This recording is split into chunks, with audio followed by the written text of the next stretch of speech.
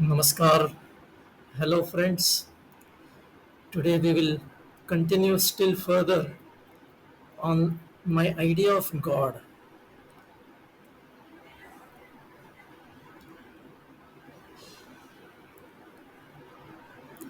We have discussed quite a bit, but then, after all, God is God, and different people have different ideas.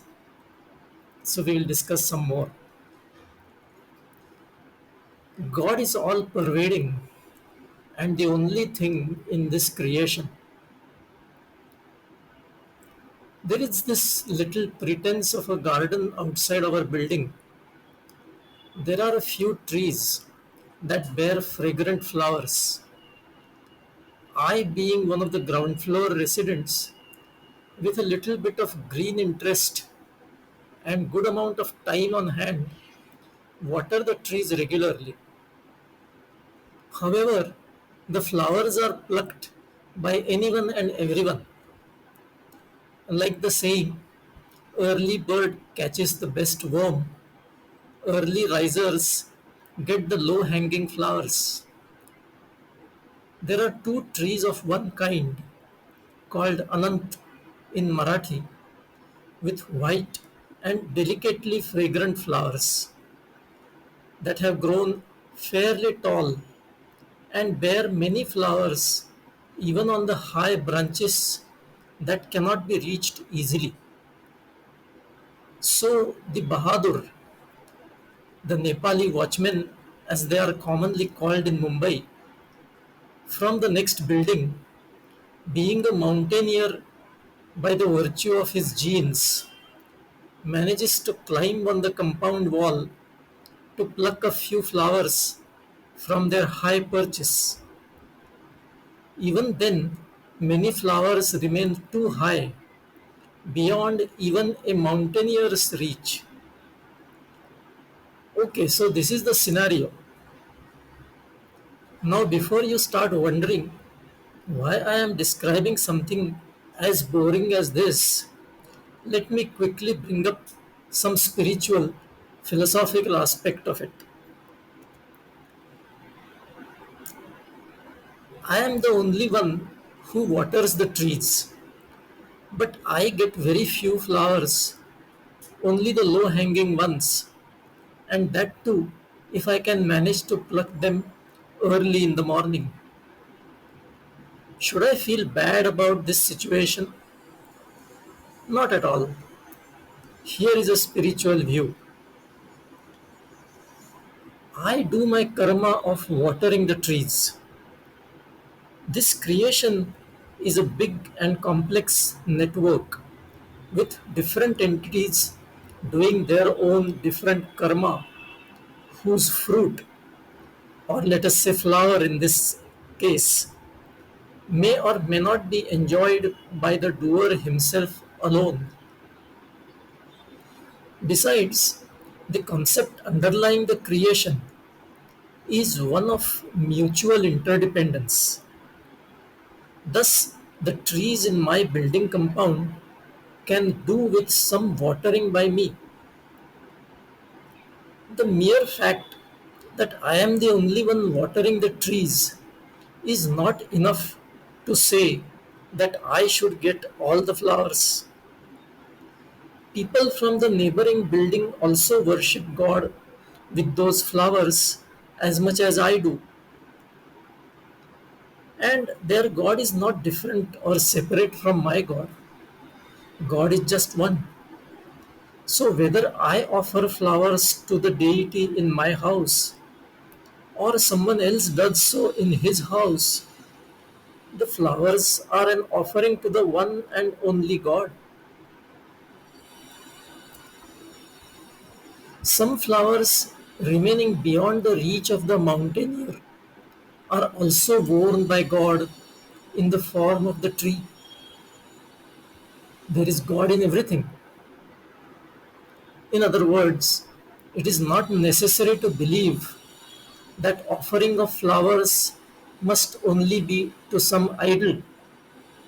Everything is God's idol, and the fragrance of those flowers remaining on the tree is enjoyed by many more people passing by the tree than the flowers plucked and used inside the house.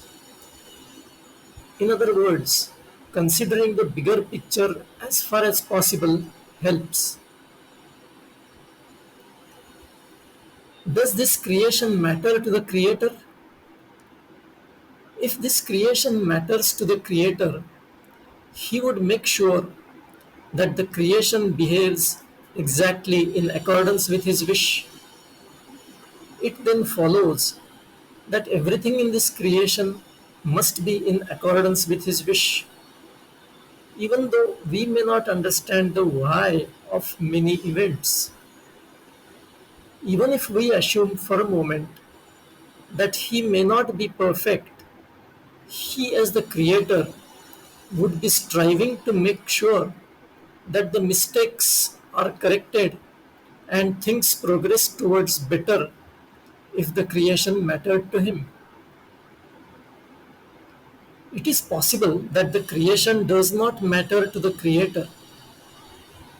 He created it like a child building a sand castle on a beach and then leaving it to be washed and flattened by high tides or the beach walkers. In other words, the Creator had his fun creating this creation, but beyond that, he no longer is bothered about what happens to it. Or the creation is the Creator's dream, and even then, it would not matter to him. To my mind, the creation does not matter to the Creator. The reason is the fact that the creation seems to be hurtling towards more and more chaos and eventual destruction.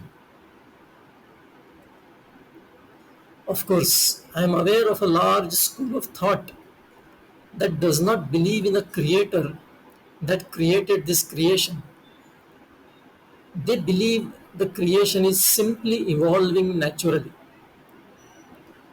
Even in that case, it means that nobody owns the creation and hence nobody is responsible for it. Something may keep happening and it does not matter to anybody except those who take it seriously. Whichever way we look at it, it makes sense to not take the creation and our life in it seriously at our individual level. Just live and let live in a witness mode. We are all purpose servants of the Creator. Some wealthy people keep an all purpose servant at home. The servant is given accommodation in the servant quarters and is fed all meals. Besides, he is given some clothes every year.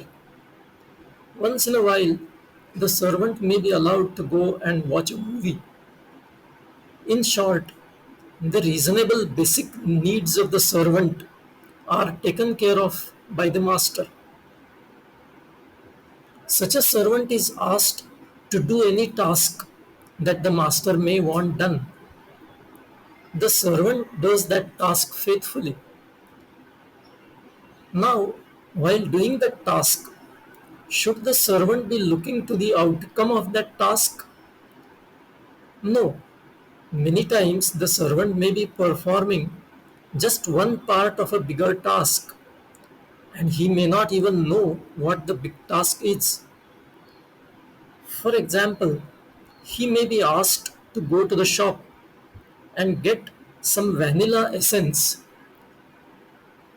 for some purpose. But he does not know what sweet that essence is going to be used for, if at all. For the servant, it is just the particular task of going to the shop and getting the essence.